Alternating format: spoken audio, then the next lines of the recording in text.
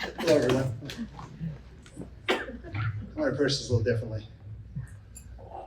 While most kids have dreams of growing up to become a baseball player, a musician, or an astronaut, 12-year-old me was a bit of a nerd. I wanted to be an accountant. Who says dreams don't come true? The truth is, I didn't really know what an accountant was or did. I just knew it had something to do with money. And what 12-year-old kid doesn't like money? I grew up in a lower middle class family, and I started working at 8, so I could have money to buy stuff. I really wish back then somebody told me about Apple stock. I remember my cousin, who was 20 years older than me, owned $1 million home in Connecticut. He was a great guy, but I felt my dad was a lot brighter. I couldn't understand why he had, and we didn't. So I deduced it had something to do with what he did for a living. He was an accountant. At 12, all I knew was I wanted that lifestyle, so accountant it was. Lesson 1, set goals. I started taking accounting courses in high school and went to LIU CW Post campus, sorry Hofstra, where I earned my BS in accounting. My goal was always to graduate and work for a big 8, yes, there were 8 back then, accounting firm, until I was able to build my own firm. I had the entrepreneurial spirit.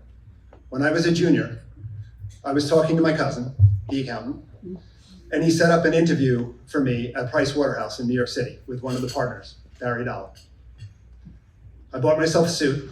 At that point, I only owned jeans and Dockers. Took off from school and went, resume in hand, to New York City for my big interview. The interview lasted about 20 minutes. Barry pointed out I was missing a comma in my resume and sent me on my way. Favor done. I was a bit disappointed, but you know what they say, when life gives you lemons, make a Ford Pinto.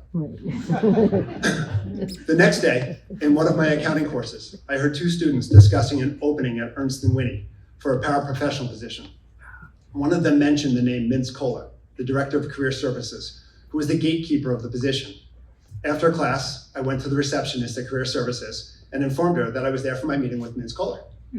She asked my name and informed me that I was not on the schedule. With a shocked look on my face, I told her, this has to be some sort of mistake. I met with Barry Dahl yesterday from PricewaterhouseCoopers. At that point it was Pricewaterhouse.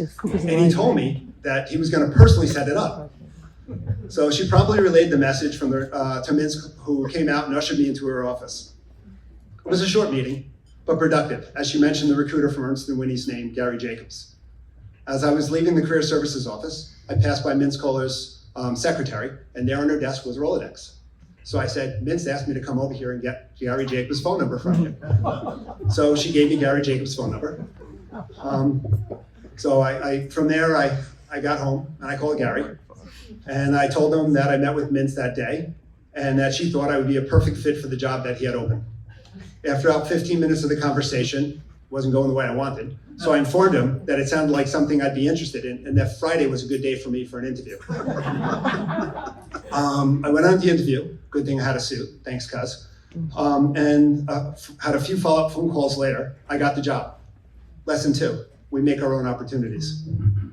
I spent the next 8 years with Ernst & Young.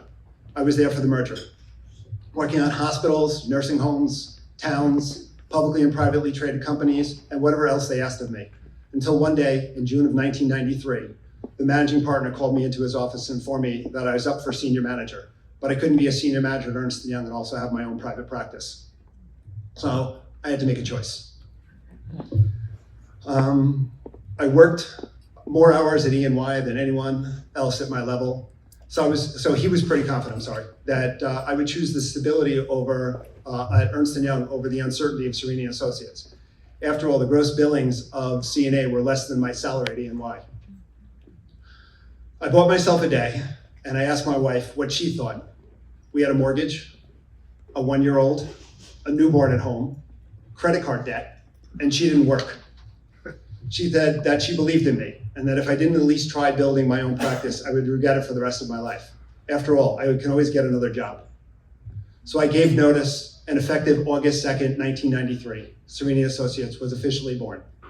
Lessons 3 and 4. Surround yourself with people who share your vision and don't be afraid to take calculated risks.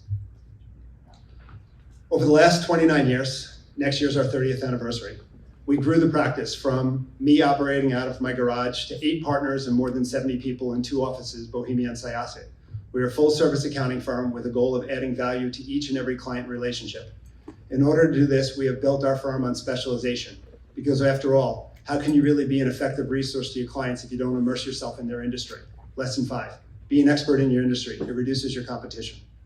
For me, I personally get excited about working with nonprofit organizations, so that's my specialty. I guess the thought is that if I can help a nonprofit organization be more effective, more people eat, more people have homes, more people receive needed services. The nonprofit sector has always resonated with me. That's why we have partnered with the Book Fairies. We put a book in the hands of a child for every billable hour of service we have as a firm. And why we started the Long Island and New York City Imagine Awards, an award program that shines a light on some of the most effective and innovative nonprofit organizations in the area. Lesson 6 and 7, be true to who you are and always make a difference in your community. Finally, I would be remiss if I didn't congratulate all of the other inductees here tonight and all of the inductees that came before us. In addition, I would like to thank Long Island Business News and Hofstra University for this honor. I am truly humbled. Thank you.